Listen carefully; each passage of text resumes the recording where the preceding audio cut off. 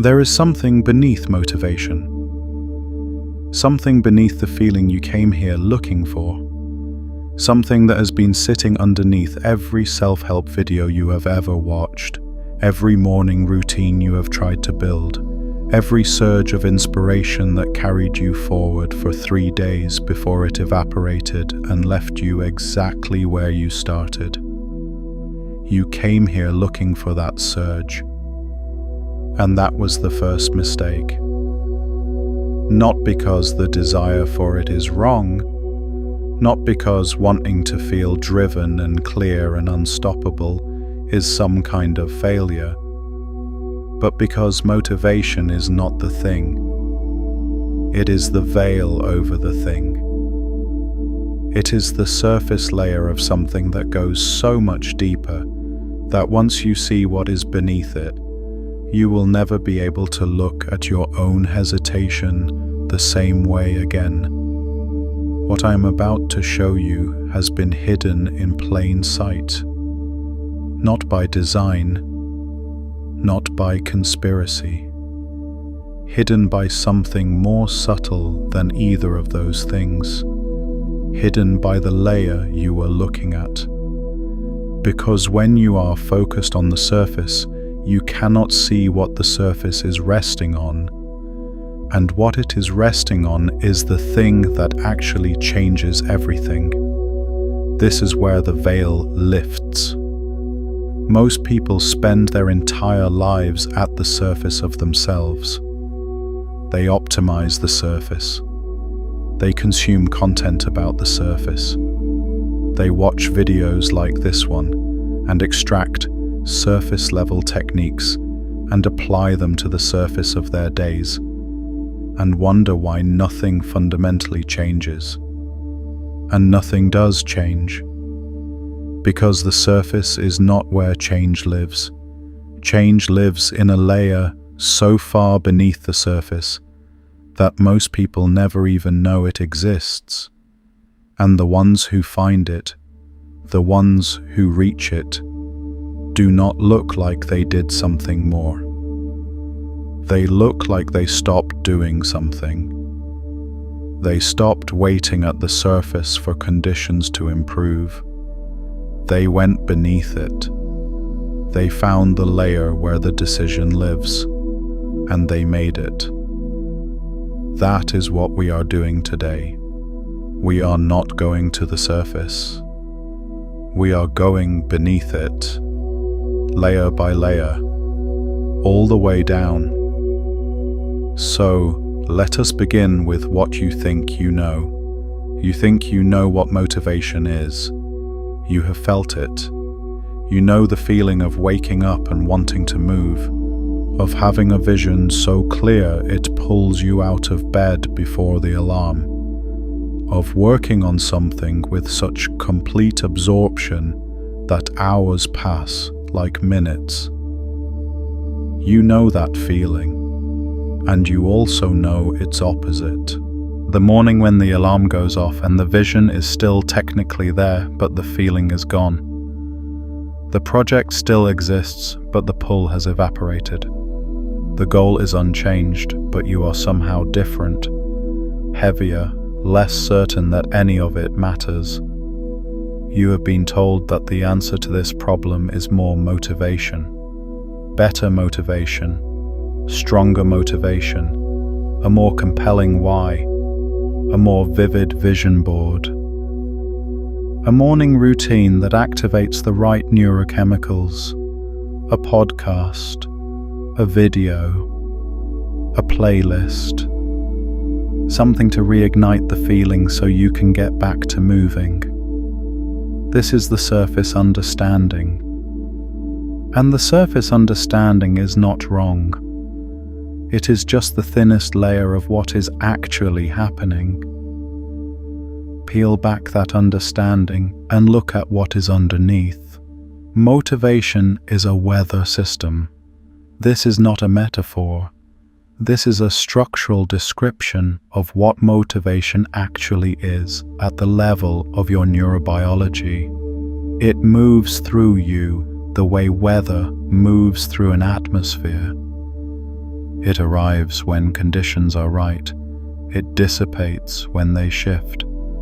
It is generated by a combination of factors, most of which you do not consciously control. Your current stress levels, your sleep quality from 3 nights ago, a conversation that happened yesterday that you have not fully processed, the ambient emotional temperature of your environment, the time of day, the food you ate, the light coming through the window. All of these things are inputs into the system that produces or fails to produce the feeling you call motivation. And you've been trying to build a life on that weather system. You've been trying to construct something permanent out of something that is by nature impermanent. And every time the weather shifts, every time the feeling evaporates, you interpret that as a signal about you, about your worthiness, about whether you are really the kind of person who can do this, about whether the goal was ever really right for you in the first place. But that is not what the evaporation means. The evaporation means the weather changed. That is all. The weather always changes. Here is what is beneath that. There is a layer beneath motivation that does not depend on weather, that does not fluctuate with your neurochemical state or your sleep quality or the ambient emotional temperature of your Tuesday morning. This layer is structural. It is architectural. It is not a feeling at all. It is a declaration. And declarations do not evaporate. Think about what a declaration actually is. Not a wish. Not an intention held loosely in the hand like something you might return if it does not fit. A declaration is a statement made from the interior of the self that closes off the option of retreat. When a declaration is genuine, it is not a prediction about what you might do. It is a statement about who you are. And who you are does not depend on the weather. The weather moves through you. But you are not the weather. You are the atmosphere the weather moves through. And the atmosphere has a structure that persists regardless of what passes through it. Most people have never made a declaration in this sense. They have made intentions, they have made plans, they have made commitments with quiet asterisks attached, contingency clauses written in invisible ink that say, but only if conditions remain favorable. But a genuine declaration has no asterisk. It does not say I will do this when I feel ready. It says I am this. Present tense, regardless of conditions, regardless of the weather. This is the layer beneath motivation that changes everything. And we are not done excavating yet, but we are not there yet. Because before we reach the layer of the declaration, we need to go through something else. Something that most people skip entirely because it is uncomfortable to look at directly. We need to look at the layer beneath the waiting. Because underneath the search for motivation, underneath the consumption of content and the optimization of routines and the construction of vision boards, there is something you have been doing that you may not have named yet. You have been waiting. And underneath the waiting, if you look carefully, if you peel back even that layer, you will find the thing that is actually running the show. Fear of a specific kind, not the fear of failure in the abstract, something more precise than that, something more devastating in its subtlety, the fear of a committed identity. Let us go into this layer carefully because This is where the real excavation begins. When you keep your goals vague, when you say you want to be more successful, more healthy, more fulfilled, more creative, without ever specifying what that means in concrete terms, without ever declaring a specific version of yourself that you are committed to becoming, you are doing something that feels like wisdom, but is actually protection. You are protecting yourself from the specific failure that only becomes possible when you make a specific commitment. Think about this carefully. If you never fully commit to being a writer, you can never fully fail at being a writer. If you never declare yourself as someone who is building a business, you can never face the evidence that the business did not come together. If you keep the identity vague, the failure stays vague.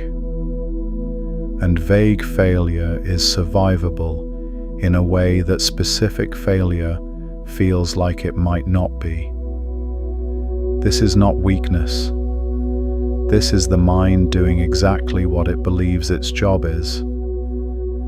The mind has been assigned the task of protecting you from pain, and it is very good at its job. It has developed this particular strategy, the strategy of vagueness, with tremendous sophistication. It will present the vagueness to you as open-mindedness, as flexibility, as not wanting to limit yourself, as still exploring, as waiting until you are sure. It is none of those things. It is delay with better branding. And here is the layer beneath that delay that changes everything when you see it. The vagueness you maintain to protect yourself from failure is the exact same vagueness that prevents you from becoming anything. These are not two separate forces pulling in different directions. They are the same force. The protection mechanism and the limitation are identical. You cannot protect yourself from specific failure and build something specific at the same time. The protection is the limitation. They are the same thing wearing different faces. This is where the veil lifts. When you see this, when you really see it, the choice becomes different. It is no longer a choice between safety and risk. It is a choice between two kinds of loss. You can lose the possibility of a specific failure by staying vague, or you can lose the certainty of never becoming anything by getting specific. You cannot keep both. The mind has been telling you that you can stay open and flexible and exploratory while still somehow arriving somewhere meaningful. You cannot. At some point, the river has to choose a direction, and until it does not go anywhere. It pools, it stagnates, it waits. You are not less capable than water. You are simply less committed to your direction. There is something else in this layer that deserves to be named before we move deeper. The waiting does not feel like waiting from the inside. From the inside, it feels like preparation. It feels like discernment. It feels like the responsible act of someone who does not want to commit prematurely to the wrong path. And that feeling is convincing. It is so convincing that most people never question it. They accept the feeling of preparation as evidence that preparation is actually happening. But preparation without a declared direction is not preparation. It is accumulation. You are gathering materials for a building whose blueprint you have not yet committed to drawing, and the materials pile up, and the pile grows larger. And the larger it grows, the more it feels like evidence of seriousness, like proof that you are engaged with the project. But the pile is not the building. The pile is what happens when you are not ready to build. And you will never be ready to build from within the pile. Readiness does not come from more accumulation. It comes from the decision to begin. If what we are uncovering together is landing for you, take a second to like this video and subscribe so we can keep going deeper together. Now let us go to the quantum layer. Quantum mechanics discovered something beneath the surface of matter that should have changed everything about how humanity understands reality. Most people encountered the surface version of this discovery and stopped there. The surface version goes something like this. At the quantum level, particles behave strangely. They can be in multiple places at once. They behave differently when observed. Things are uncertain until they are measured.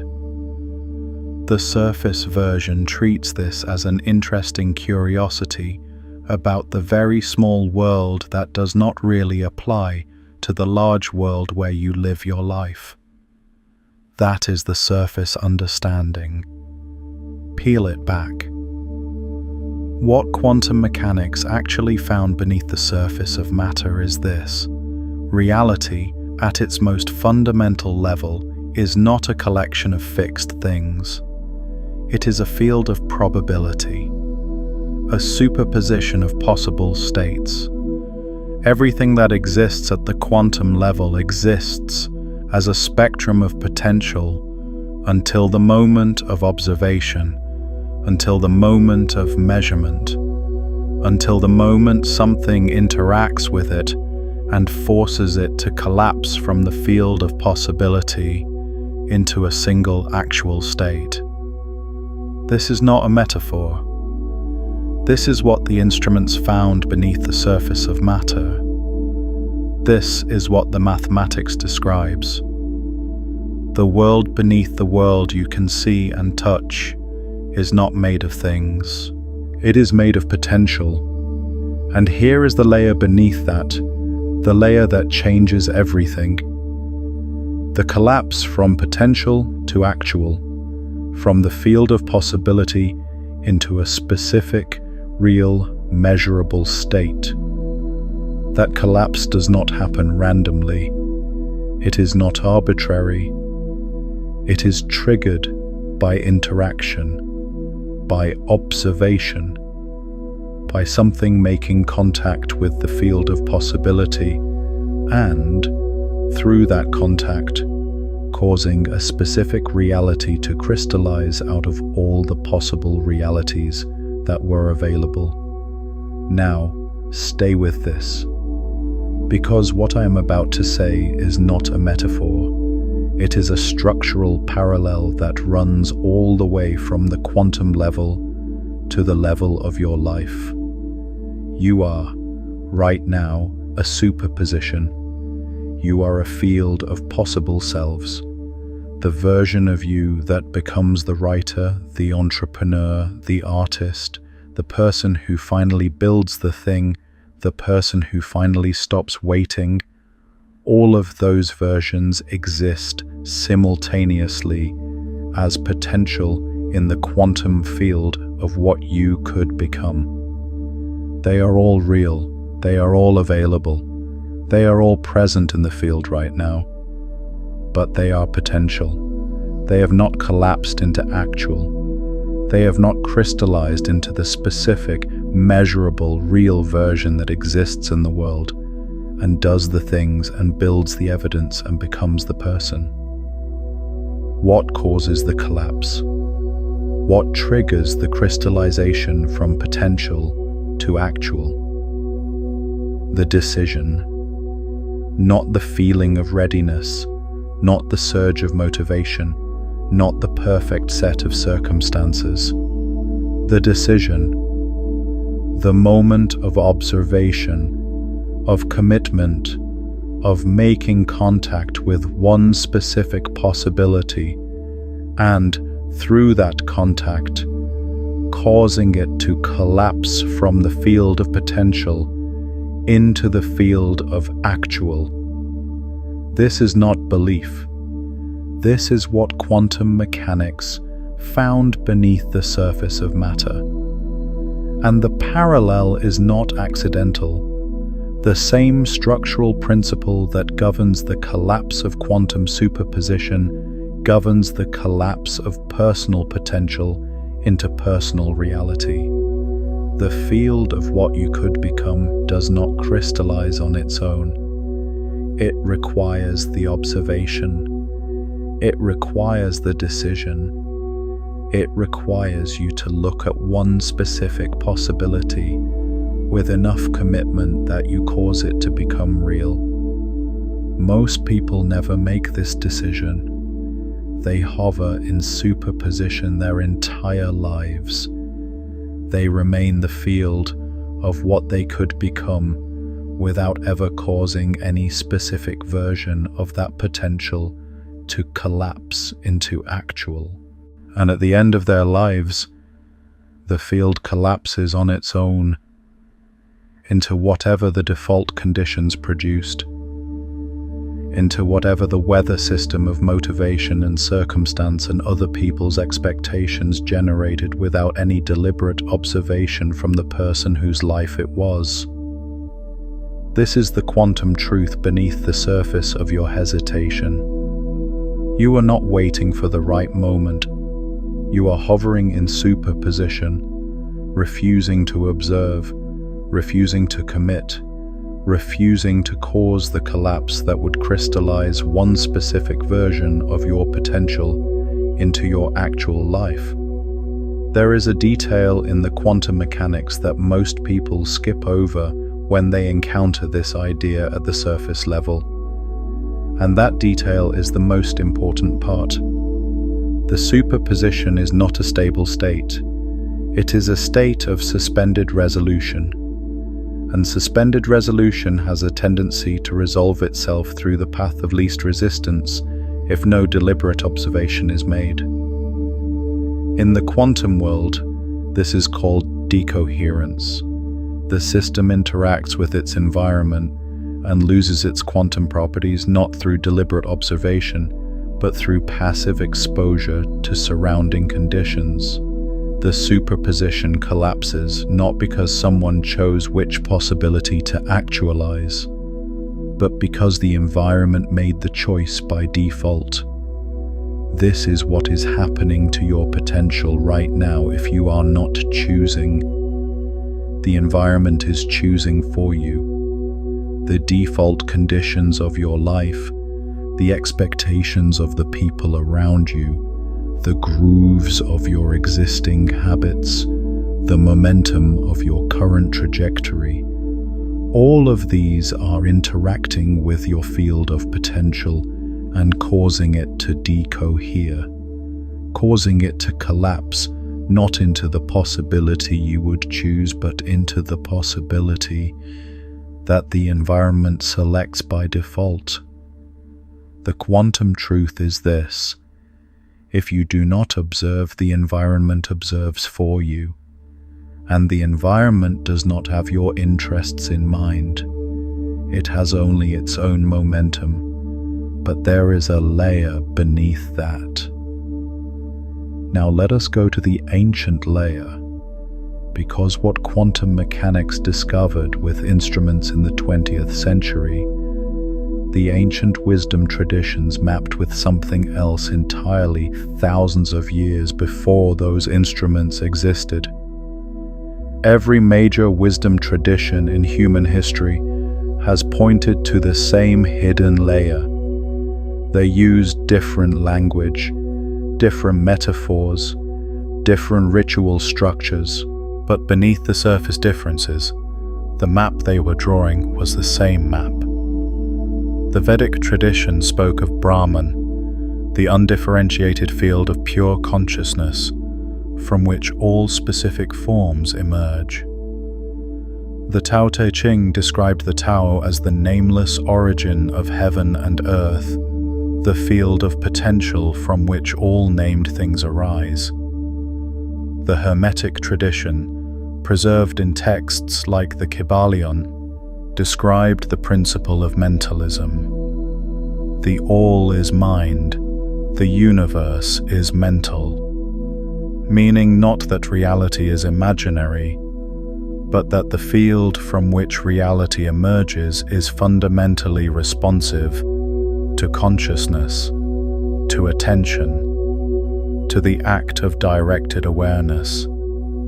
The Upanishads described it with the concept of Atman, the individual self that is ultimately identical to Brahman, the universal field.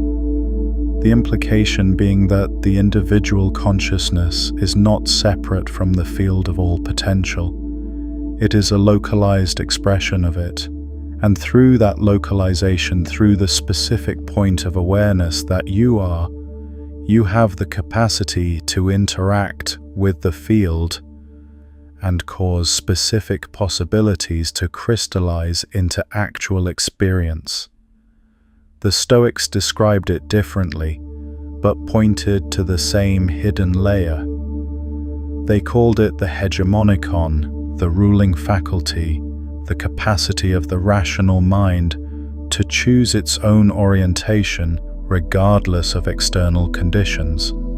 They were not describing motivation. They were describing something that functions independently of motivation. The capacity to decide, to commit, to act from a chosen identity, regardless of whether the feeling is present. Marcus Aurelius wrote in his Meditations, "You have power over your mind, not outside events. Realize this, and you will find strength." But this is the surface version of what he meant. The layer beneath it is this: the mind's power is not the power to feel a certain way. It is the power to decide who it is, and from that decision to act accordingly. The feeling is not the source of the action. The decision is the source of the action. The feeling may or may not follow. The Zen tradition pointed to this layer through a different door. The concept of mushin, no mind, describes a state of action that is not dependent on deliberate thought or emotional activation. The master swordsman does not wait to feel ready before the blade moves. The master calligrapher does not wait for inspiration before the brush makes contact with the paper. The action arises from a deeper layer than feeling, from a layer of committed identity so thoroughly embodied that it no longer requires the weather system of motivation to activate it. This is the ancient map of the hidden layer. And what is remarkable, what is genuinely astonishing when you see it, is that this map was drawn thousands of years before quantum mechanics discovered the field of probability beneath the surface of matter. The ancient ones were mapping the same territory with different instruments. They were pointing at the same layer, the layer beneath the surface of feeling and weather and circumstance, the layer where the decision lives, the layer where potential collapses into actual, the layer where identity is chosen rather than discovered. And here is the layer beneath that ancient wisdom that most people never reach. The ancient traditions did not describe the decision as a one-time event. They described it as a practice, as something that is maintained through continuous small acts of alignment. The Zen master does not decide once to be a master and then coast on that decision. The decision is renewed in every practice session, in every cut, in every brushstroke. The Stoic does not declare once that they are a person of virtue and then stop choosing. The identity is maintained through a series of small choices made under conditions of fatigue and distraction and difficulty. The Vedic tradition described sadhana, daily practice, the continuous renewal of alignment with the deeper layer of self that lies beneath the fluctuating surface of mood and circumstance. The decision is not made once. The initial declaration is the beginning, but the identity is maintained through a series of smaller decisions made every day, most of them unglamorous, many of them made under conditions of fatigue and doubt. Every time you act from the identity rather than from the mood, you are remaking the decision. Every time you choose the path of the person you have decided to be instead of the path of least resistance, you are remaking the decision. Every time the weather system of motivation has evaporated and you act anyway, you are not betraying the identity. You are building it. What is also remarkable about the ancient maps is what they say about the relationship between the decision and the community that surrounds it. Almost every wisdom tradition embedded the practice of identity declaration within a relational context. The Vedic student made the sankalpa in the presence of a teacher. The Stoic philosopher practiced within a school, a community of others committed to the same layer of living. The Zen practitioner sat in a zendo surrounded by others who had made the same decision to show up, regardless of feeling. This was not accidental. The ancients understood something that modern individualism has largely forgotten. The decision is made in the interior, but it is maintained in relationship. The community does not make the decision for you, but the community holds the field of the decision stable when the internal weather shifts. When your own motivation evaporates, the presence of others who have decided keeps the layer of the decision visible. They are mirrors of the deeper layer. They remind you, not through words, but through their presence and their practice, that the layer beneath the feeling is still there, that the decision you made is still real, that the field of your potential has not closed. This was always there. You just had not looked deep enough yet. Now let us go into something. Let us go into a story. There is a city built on layers, not metaphorically, literally. There are cities in the world built directly on top of the ruins of previous cities. The living city occupies the surface. Beneath it, if you know where to dig, are the foundations of the city that came before. And beneath that, the city before that. Layer upon layer of human habitation extending downward through time, each layer concealed by the one above it. Each layer containing information about how people lived, what they believed, what they built, what they lost. There was an archaeologist named Mira who spent her career at one such site. She had been excavating the same location for 11 years. She had mapped the surface layer with precision, She had documented the second layer and the third. She had published papers about what she found. She had a reputation, a methodology, a way of working. On the morning I want to tell you about, Mira arrived at the site before sunrise, as she always did. She had a particular section she had been working on for 3 weeks, a section that had yielded nothing unusual. Standard artifacts, standard stratigraphy, the kind of work that is necessary but not revelatory. Her assistant, a young man named Theo, who had been with her for 2 years, was already at the site when she arrived. He was standing at the edge of the excavation, looking down into it with an expression she did not recognize on him. She asked him what he was looking at. He said he was not sure.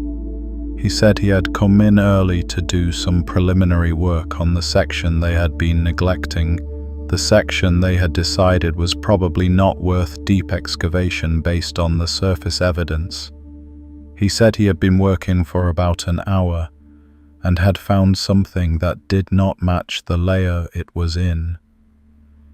Mira went to look, and she saw it immediately.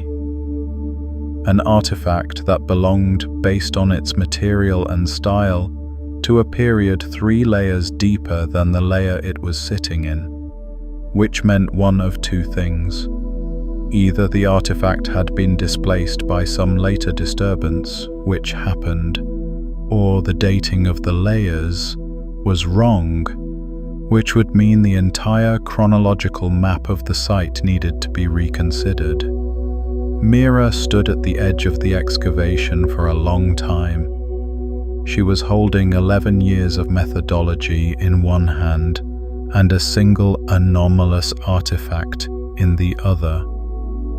And she was aware that the way she responded to this moment would determine everything that came after it.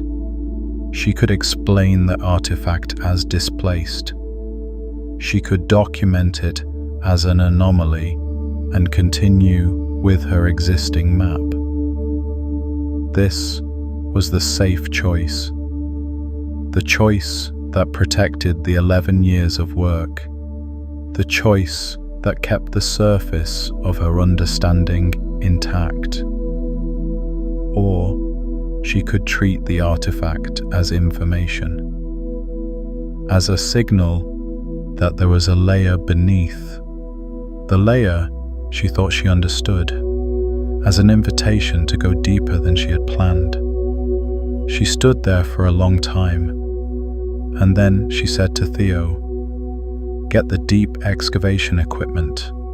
We are going beneath the map." What they found in the weeks that followed changed not just their understanding of that site, but the understanding of an entire historical period. There was a layer beneath the layer they had been working at that contained evidence of a civilization that predated what historians had believed possible for that region. The surface map had been accurate as far as it went, but it had concealed something more significant than anything it revealed. Mira said later in an interview that the hardest part was not the excavation.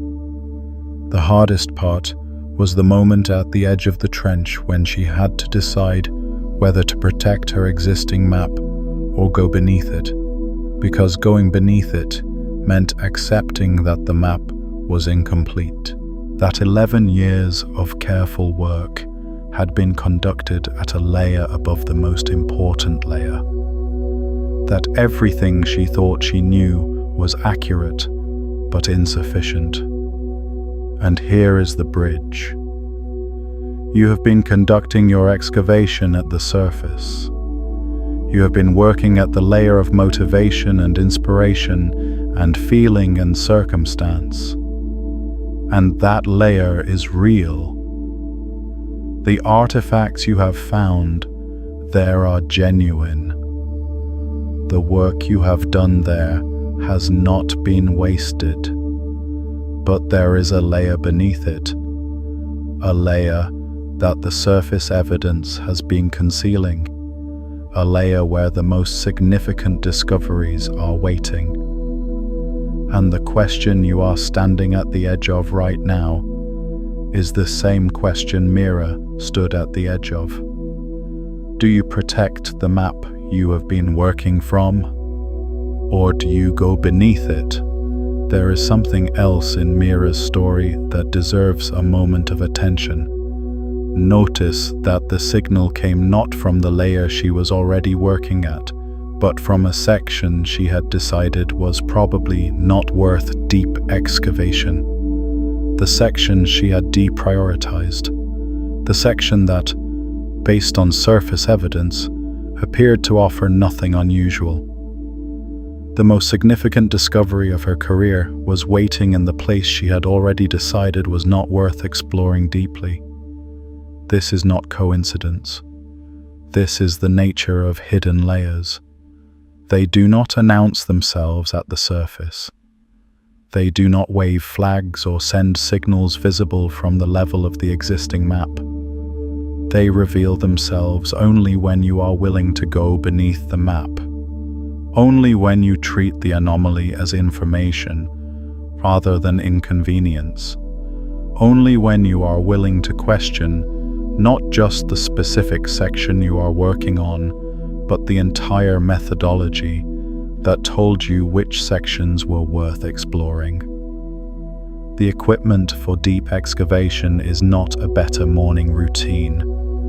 It is not a more compelling vision board. It is not a new strategy for generating motivation. The equipment is a decision. A specific, committed, identity-level decision about who you are going to be. Not who you might become. Not who you would be under better conditions. Who you are. Present tense. Decided tense. Get the deep excavation equipment. Go beneath the map. Now let us do something together. Right now, in this moment before we go to the next layer, I want you to try something. Not as an exercise, as an actual perceptual shift, as a genuine act of looking beneath the surface of what you have been looking at. Think of the thing you have been waiting to do, the project, the business, the creative work, the conversation, the commitment, the thing that has been living in the layer of someday, and when the conditions are right, and when I feel ready. You know what it is.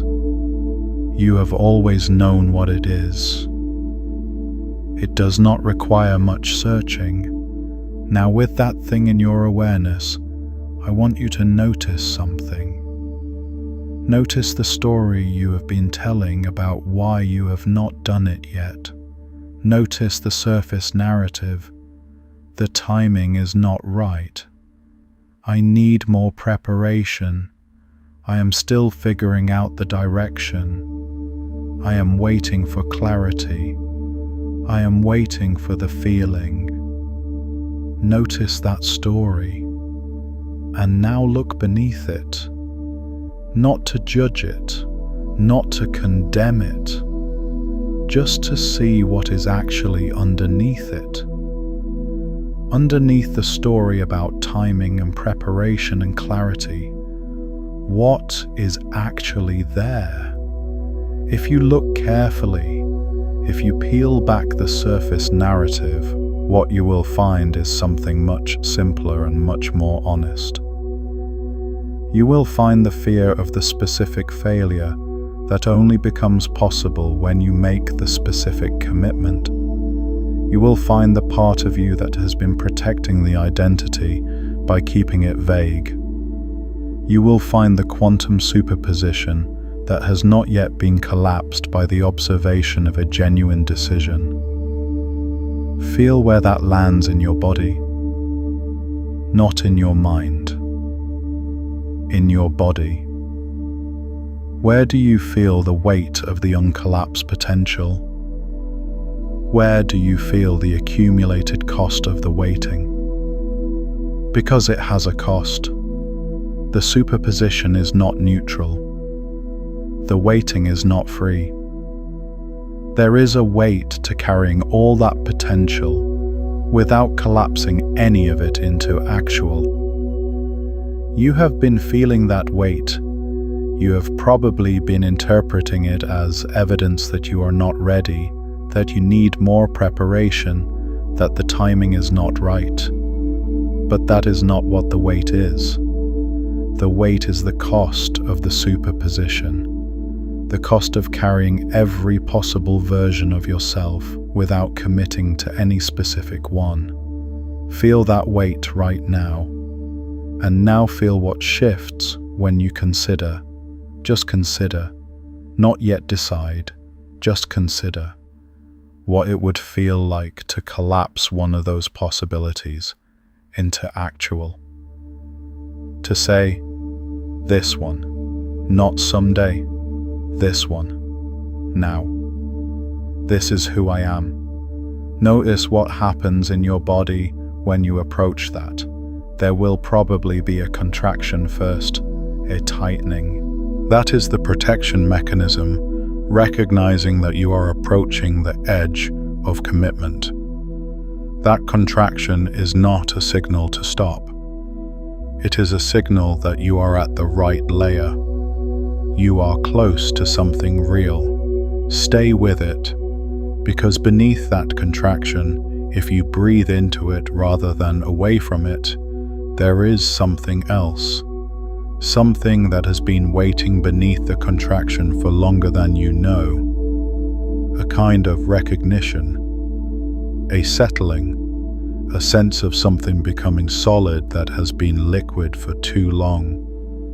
That settling is the quantum collapse beginning.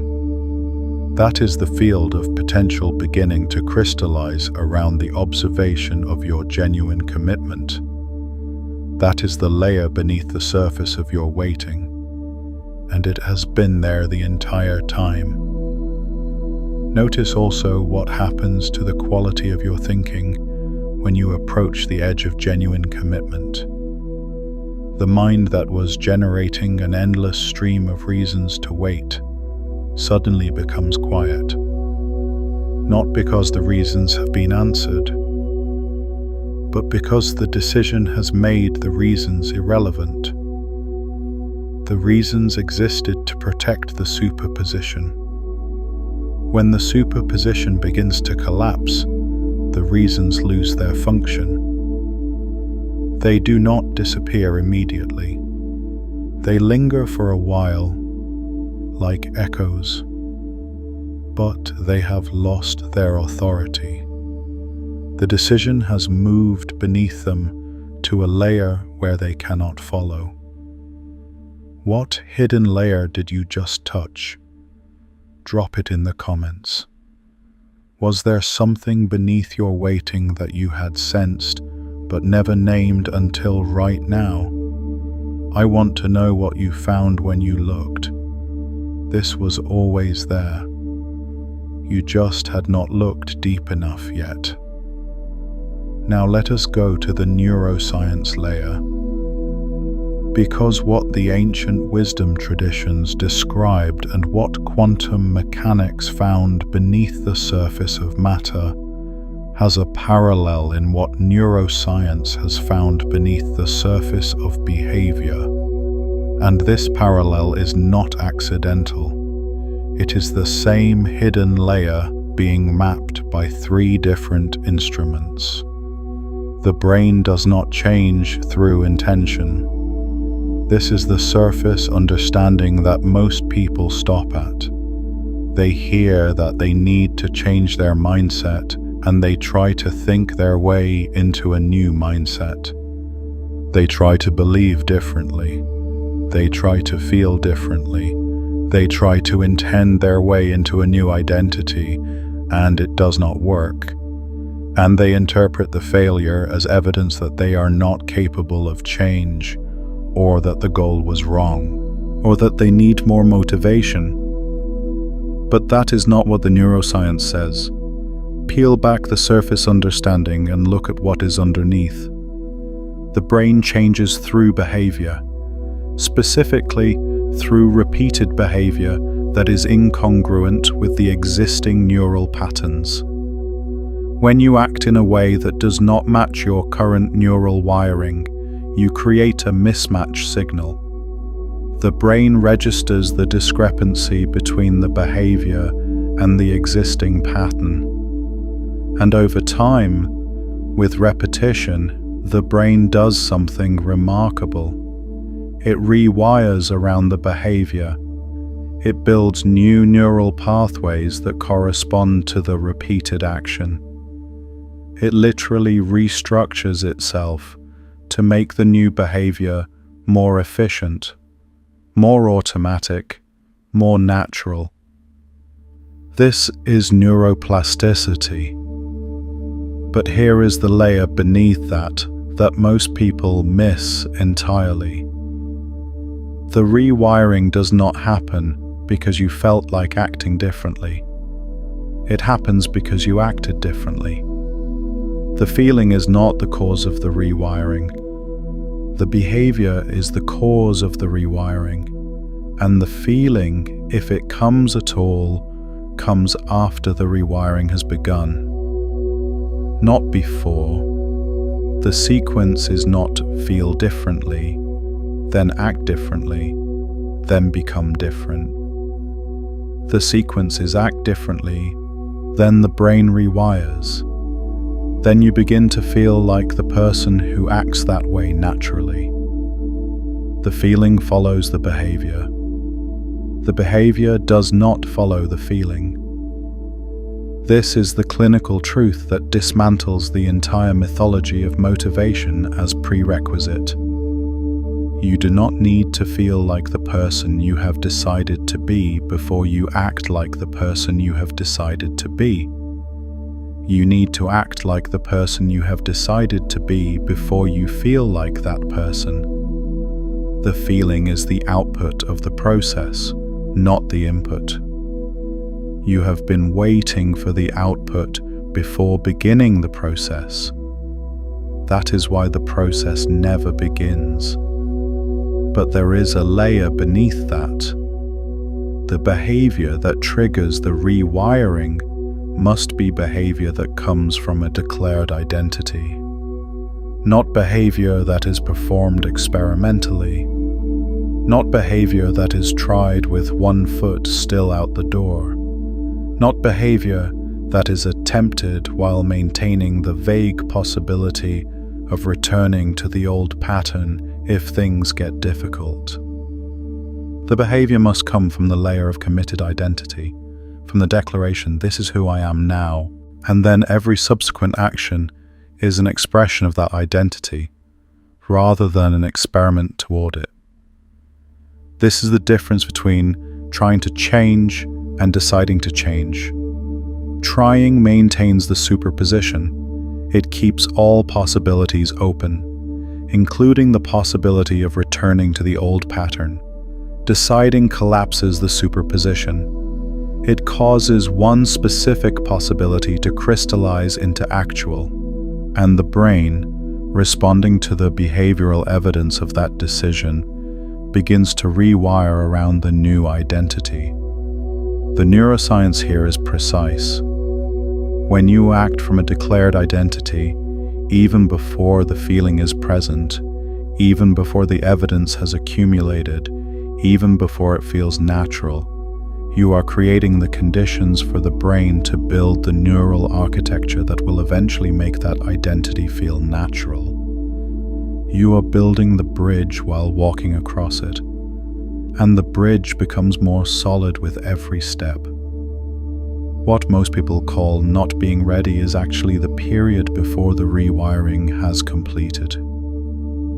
It is the period when the behavior is happening, but the neural architecture for it has not yet been fully built.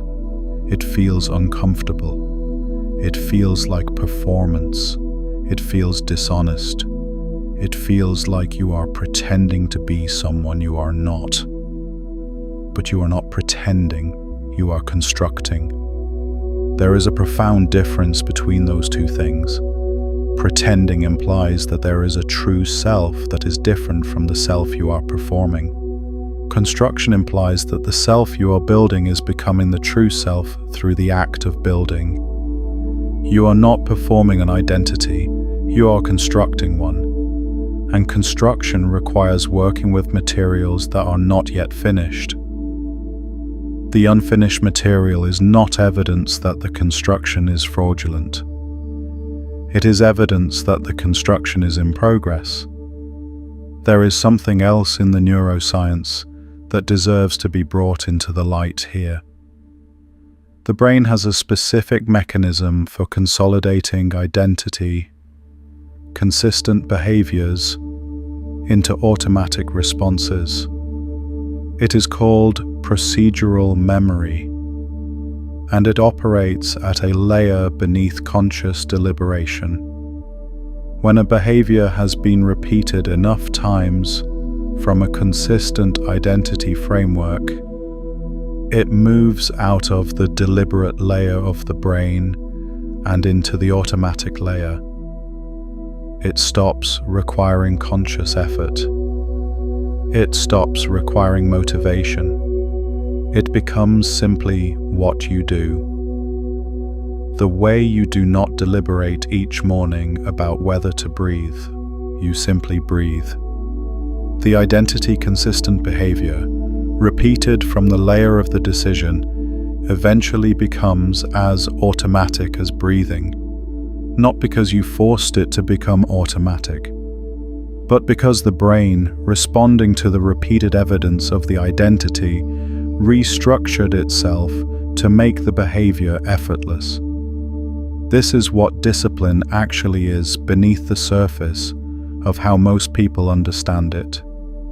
Most people understand discipline as the effortful suppression of the desire to do something else, as gritting your teeth and doing the thing even though you do not want to. And at the beginning, at the earliest stages of identity construction, this is partially accurate.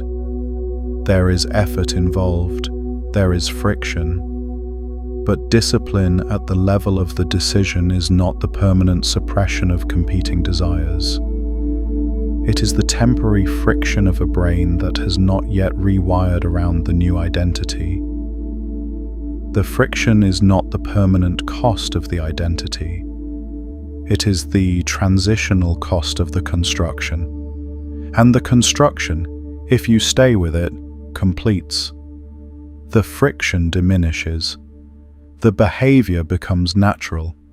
And what looked from the outside like extraordinary discipline was simply someone who began the construction early enough that it had time to complete. This is what identity commitment looks like in practice. It is not a dramatic declaration. It is not a vision board or a journal entry or a promise made in an emotional moment that dissolves by Thursday. It is a quiet, hard line drawn in the interior. You say to yourself, "This is who I am now." And then you make every subsequent decision from that identity, not from your mood, not from your energy level, not from whether the circumstances feel supportive, from the identity. A river does not stop moving because the terrain is difficult. It does not wait for easier ground. It cuts through. It goes around. It finds the path that serves the direction. You are not less capable than water. You are simply less committed to your direction. Now let us go to the deepest layer, the layer that has been beneath everything else we have uncovered. The layer that, once you see it, makes the whole structure of what we have been exploring suddenly coherent in a way it was not before. You have been told in 1,000 different ways by 1,000 different sources that you need to find yourself.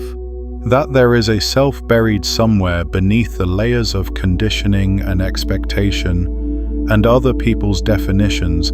That is your true self, your authentic self, the real you that has been waiting to be discovered.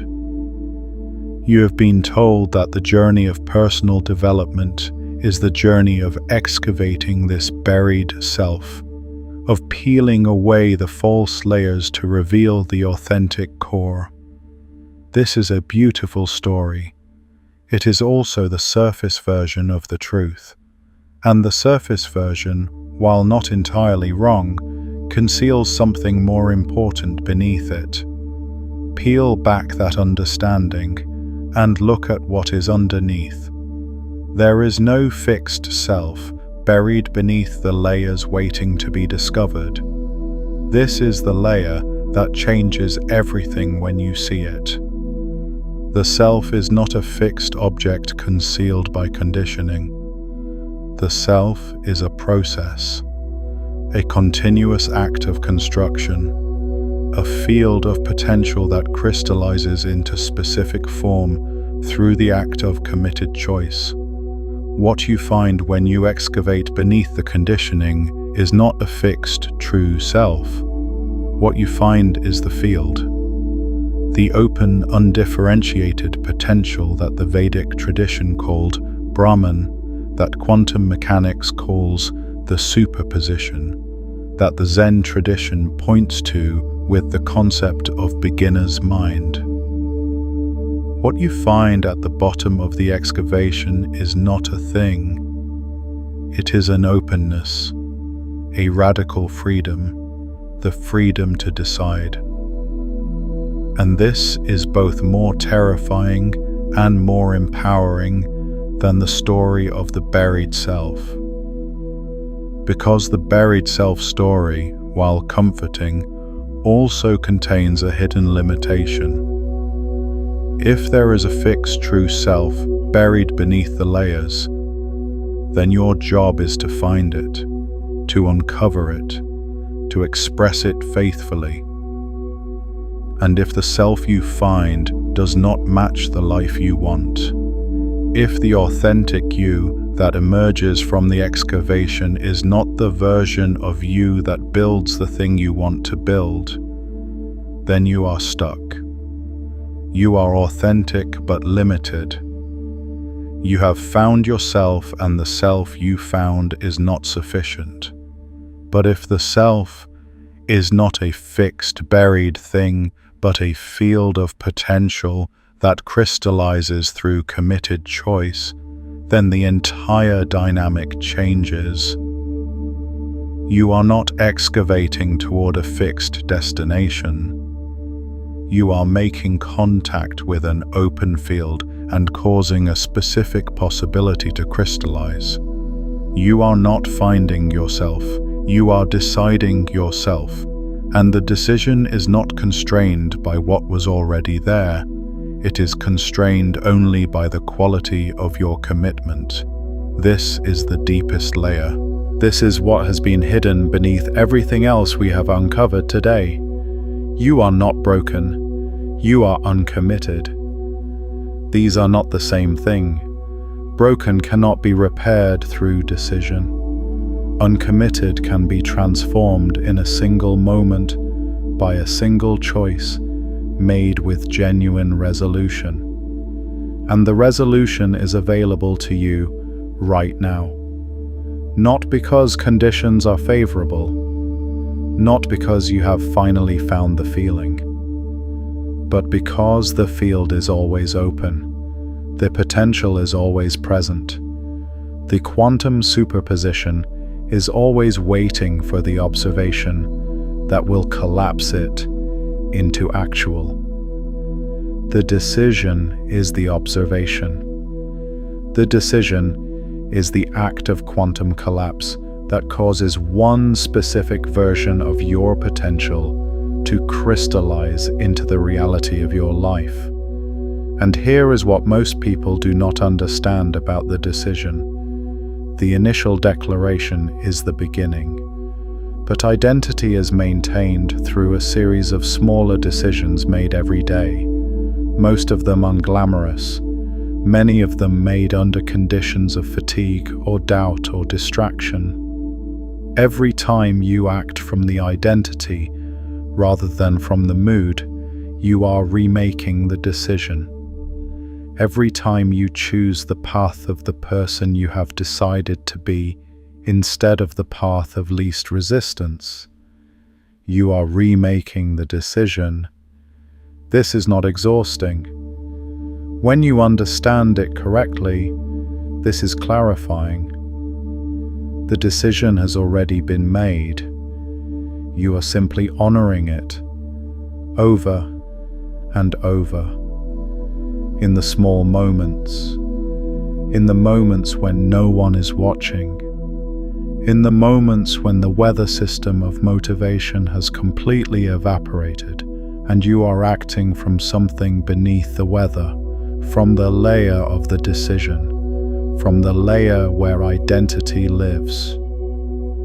Every time you do this, you are not just maintaining the identity, you are deepening it.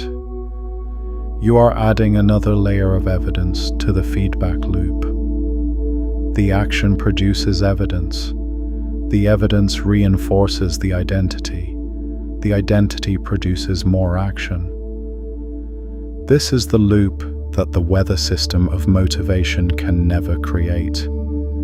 Because the loop is not powered by feeling, it is powered by commitment. And commitment is not a weather system.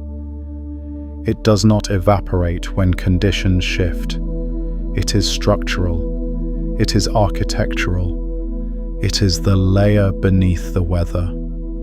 Now, let us speak about failure, because any honest exploration of this territory has to go into the layer beneath the fear of failure, not to reassure you that failure will not happen, but to show you what failure actually is at the level of the decision. Some of what you build will not work. Some of the attempts will fail in ways that are public and humbling. This is not a possibility, this is a certainty. Every person who built anything significant has a catalogue of failures that preceded the thing that mattered. The failures are not evidence that the identity was wrong. They are the material through which the identity is refined. But here is the layer beneath that. Most people experience failure as an identity event. When the attempt fails, they interpret the failure as information about the identity. The business failed, therefore I am not someone who can build a business. The creative project failed, therefore I am not creative. The relationship failed, therefore I am not someone who is capable of sustaining love. The failure becomes evidence against the identity. And because the identity was already held tentatively, already maintained with one foot out the door, the failure is enough to collapse it, to cause the person to retreat from the commitment back into the vague safety of the superposition. But when the identity is held at the level of the decision, when it is structural rather than weather dependent, failure becomes something different. It becomes information, data, the material through which the specific path to the destination is refined. The identity does not collapse when the attempt fails, because the identity was never dependent on the success of any specific attempt. The identity was decided, and the decision holds through the failure. The failure becomes one more data point in the construction process, one more layer of evidence about what does not work, which is always information about what does. You do not learn who you are by thinking. You learn by doing and failing and adjusting and doing again. The identity holds through all of it. That is what identity is for. And here is the layer beneath that. The people who built the things that mattered, the ones whose work you admire, the ones whose lives look from the outside like evidence that some people are simply different, simply more capable, simply touched by something you have been denied. Those people are not superhuman. They are not operating from a different quality of talent or a different abundance of inspiration. They are operating from a different layer. They are acting from the layer of the decision rather than the layer of the feeling. They are not more motivated than you. They are simply more committed to a specific identity than you have allowed yourself to be. And the reason they are more committed is not that they are braver in some innate way. It is that they made the decision, quietly, without ceremony, without a feeling of readiness or a surge of inspiration or a sign from the universe. They drew the line in the interior and stepped across it, and then they kept stepping, every day. Regardless of the weather, that is the entire difference. Not talent, not circumstance, not luck, not a special access to some current you have been denied. The decision, made and maintained. Resolution is available to you. It does not require talent or circumstance or luck. It requires only the decision. Let me show you something else. Let me show you the layer beneath the concept of time that is hidden in the urgency you feel right now.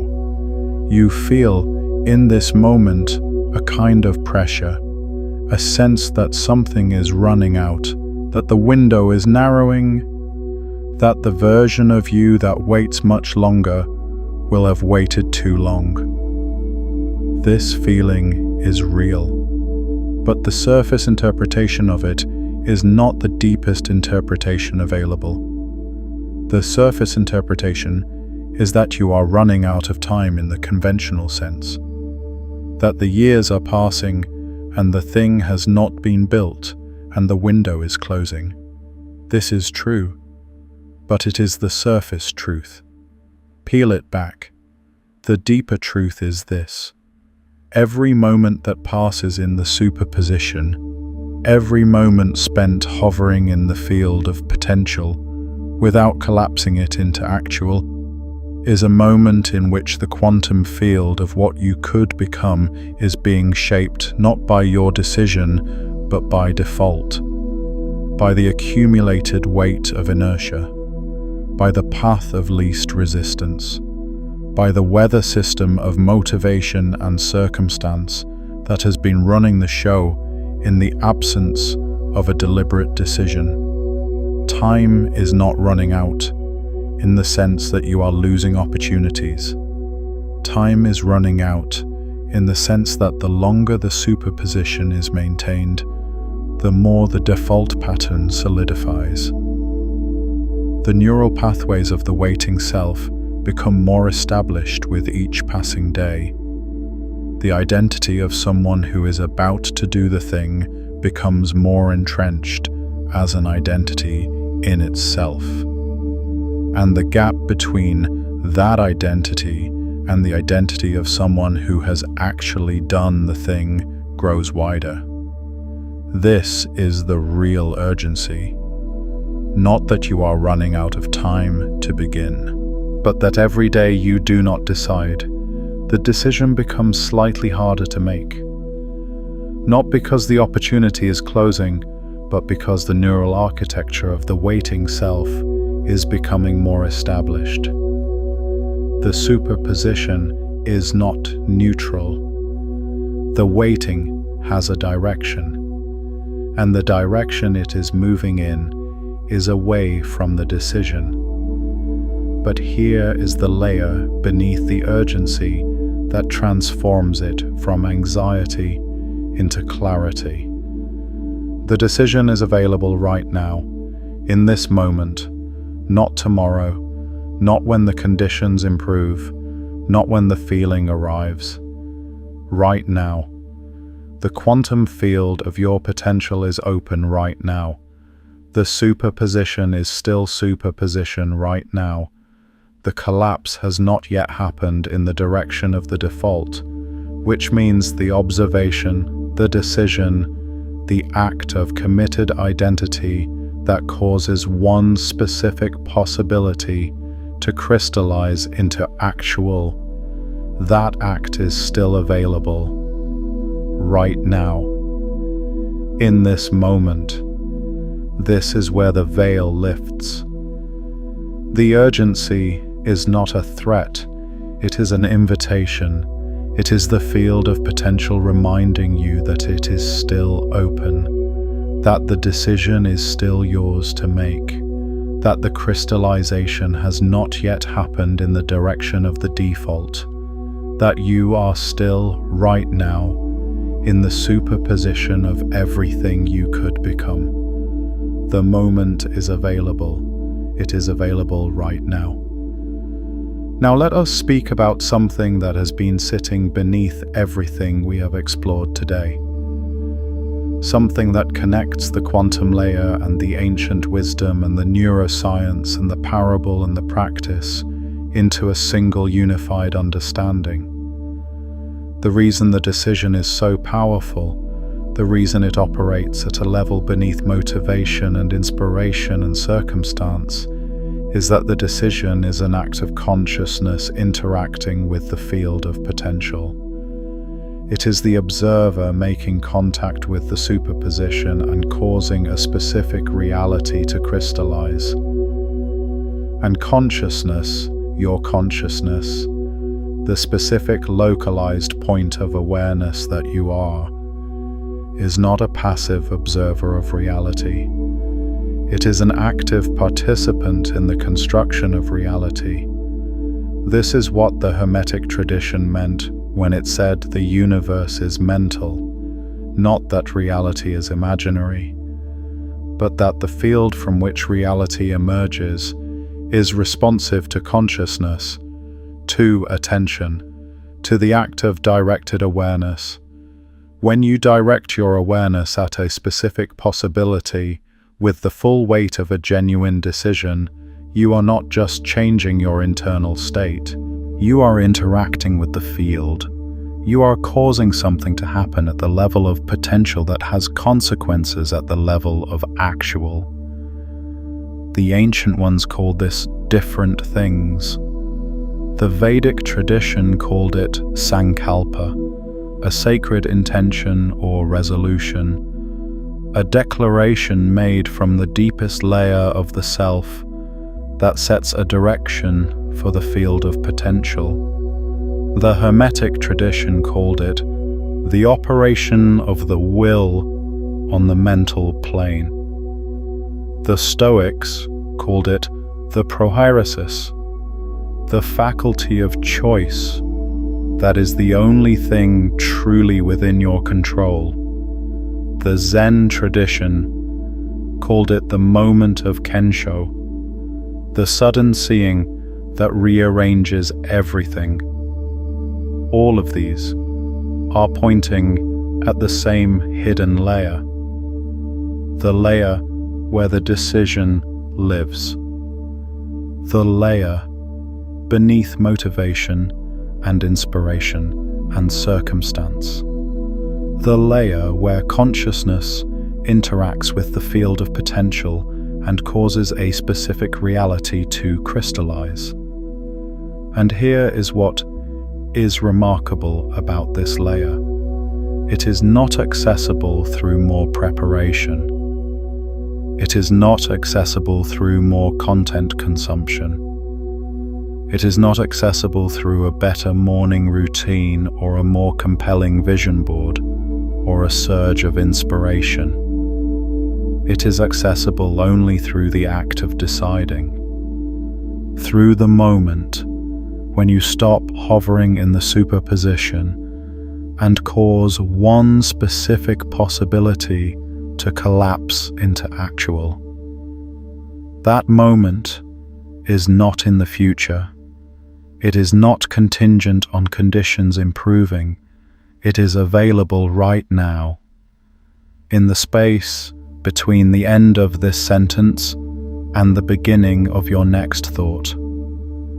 There is a version of you that exists only as potential right now.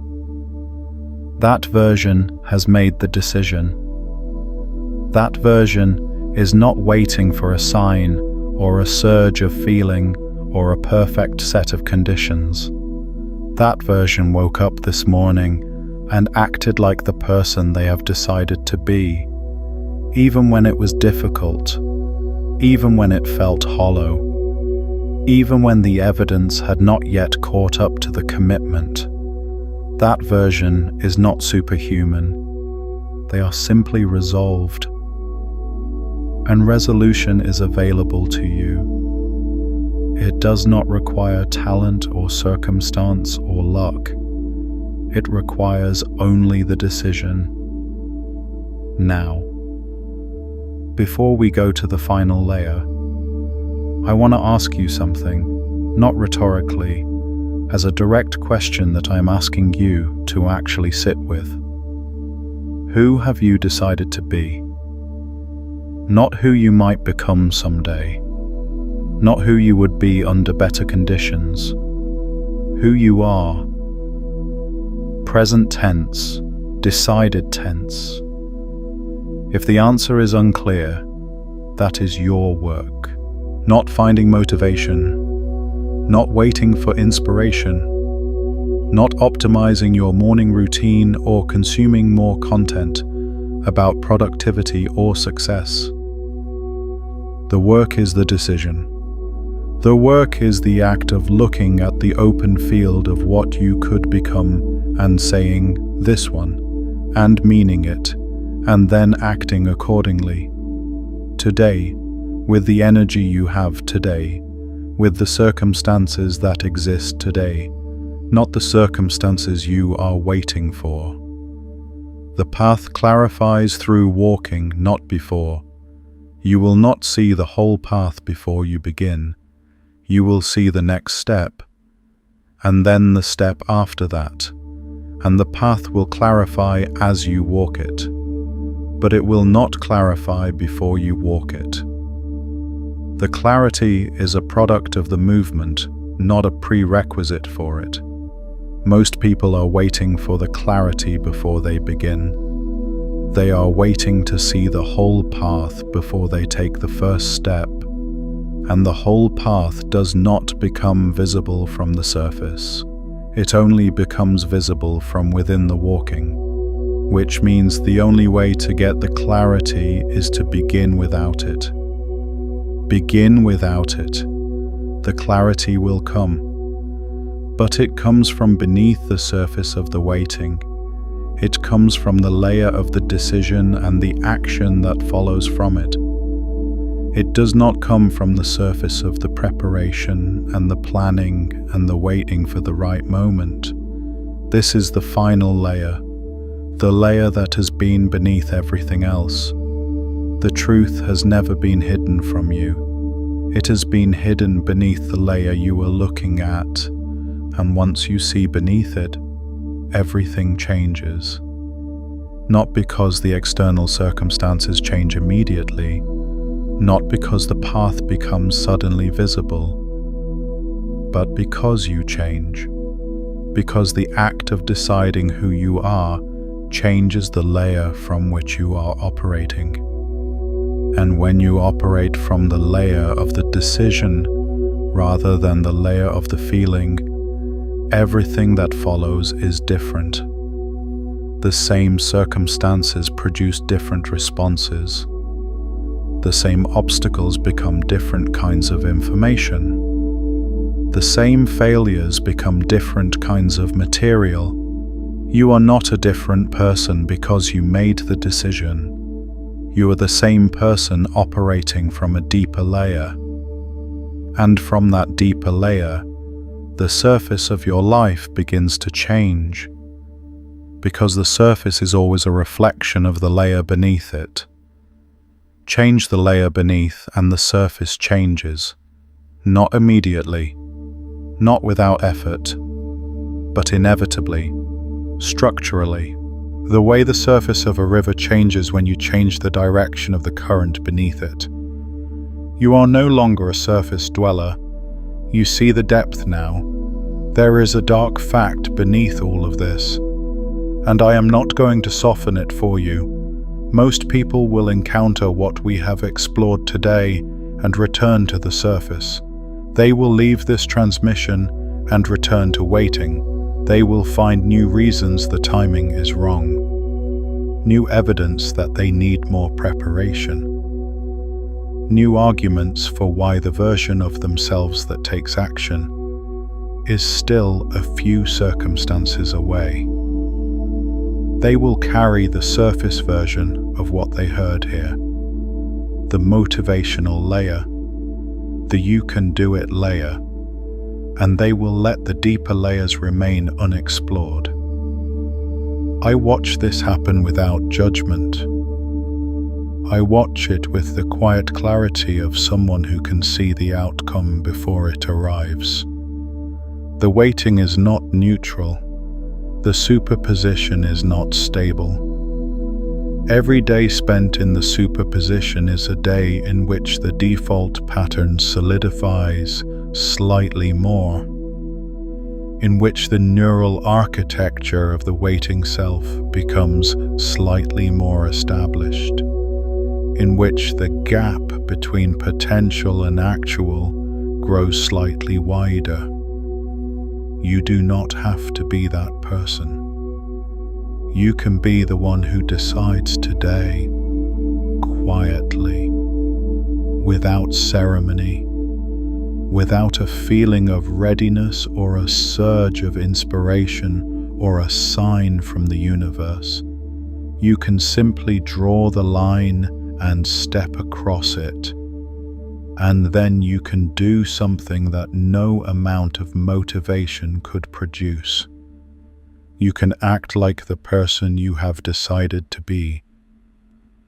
Today, with the energy you have today, with the circumstances that exist today, not the circumstances you are waiting for. The quantum field of your potential is open right now. The superposition is still superposition. The collapse has not yet happened in the direction of the default. The observation, the decision, the act of committed identity that causes one specific possibility to crystallize into actual. That act is still available, right now, in this moment. What you are looking at is the surface, and you have seen what is underneath it. You have seen the quantum layer beneath the surface of matter. You have seen the ancient maps of the hidden territory. You have seen the neuroscience beneath the mythology of motivation. You have seen the layer of the decision that has been beneath everything else. What has been revealed cannot be re-hidden. You came here looking for motivation. And now you know that motivation is the veil over the thing. The thing is the decision. The thing is the act of consciousness making contact with the field of potential and causing one specific reality to crystallize into actual. The thing is the quiet, hard line drawn in the interior. The thing is the identity committed to and maintained through the unglamorous small choices made every day under conditions of fatigue and doubt and distraction. The thing has always been there, waiting beneath the surface of every surge of inspiration you ever felt, and every evaporation of motivation you ever experienced. waiting beneath the surface of every vision board and morning routine and productivity system you ever tried, waiting beneath the surface of every piece of content you ever consumed, looking for the feeling that would finally make you move. It was never the feeling. It was always the decision. And the decision is available to you right now. There is one thing I want to leave you with before this transmission closes. One layer that sits beneath everything else we have uncovered today. One truth that makes the whole structure coherent in a way it was not before. The decision is not a burden. The decision is a liberation. When you are in the superposition, when you are hovering in the field of potential, without committing to any specific possibility, you are carrying the weight of every possible version of yourself simultaneously. You are carrying the writer and the entrepreneur and the artist and the person who finally builds a thing and the person who stays safe and the person who tries and fails and the person who never tries at all. You are carrying all of them. And the weight of all of them is enormous. It is the weight you have been interpreting as not being ready, as needing more preparation, as waiting for the right moment. When you make the decision, when you collapse the superposition and cause one specific possibility to crystallize into actual, you put down the weight of all the other possibilities. You are no longer carrying the writer and the entrepreneur and the artist and the person who stays safe and every other version of yourself simultaneously. You are carrying one. The one you decided to be. And one is so much lighter than all of them. This is the liberation that is hidden beneath the terror of commitment. The commitment feels like a narrowing, like a loss of options, like giving something up. And at the surface level, it is. You are giving up the superposition. You are giving up the vague comfort of all possibilities remaining open. You are giving up the protection of never having committed to anything specific and therefore never having failed at anything specific. But beneath that surface loss is a depth of freedom that the superposition never contained. The freedom of direction.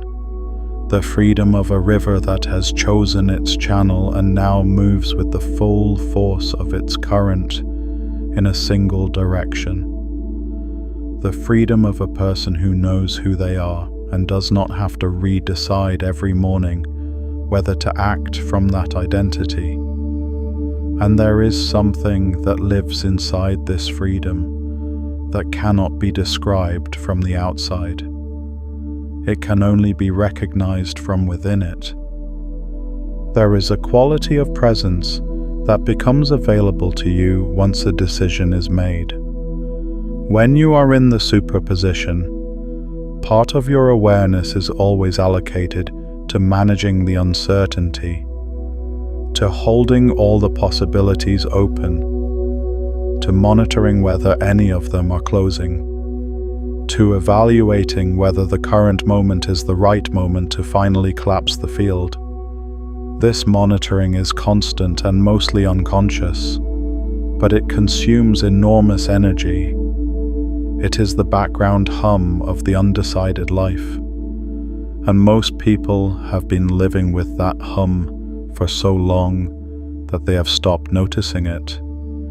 They have accepted it as the normal texture of being alive. When the decision is made, the hum stops. The energy that was being consumed by the management of the superposition, becomes available for the actual work of the identity you have chosen. You are not more capable after the decision. You are the same person, but you are more present, more focused, more available to the specific reality you have chosen to crystallize. And that presence, that focused availability, is what looks from the outside like exceptional capability. It is not capability. It is the liberation of energy that was previously consumed by the management of uncertainty. This is what is waiting beneath the decision. Not just the life you want to build, but the experience of being someone who has decided, of operating from the layer of the decision rather than the layer of the feeling, of moving through the world with the quiet clarity of someone who knows what they are doing here. The veil is thinner than you think, and now you can see through it. You are not broken, you are uncommitted, and uncommitted can be transformed in a single moment by a single choice made with genuine resolution. That moment is available to you. It is available right now. The field is open. The potential is present. The superposition is still superposition. What do you choose to collapse it into? Share in the comments what hidden layer you uncovered today. What was beneath the surface of your waiting that you had not named before? Drop one word that describes the layer you reached. And if this transmission showed you something that was hidden in plain sight, share it with someone who is still searching for the feeling. Because when you place this in front of someone whose superposition is still open, you give their field of potential the contact it needs to begin collapsing into something real. The veil you lift for yourself, you lift for everyone watching through your eyes. And if this is the kind of transmission that lands deeper on a second pass, return to it in a quiet morning before the surface noise builds, or in the stillness before sleep when the deeper layers are most accessible. The decision sounds different when the room is quiet. Welcome to what was always beneath everything. The decision is yours. It always has been. Make it. There is a layer beneath the observer that most people never reach.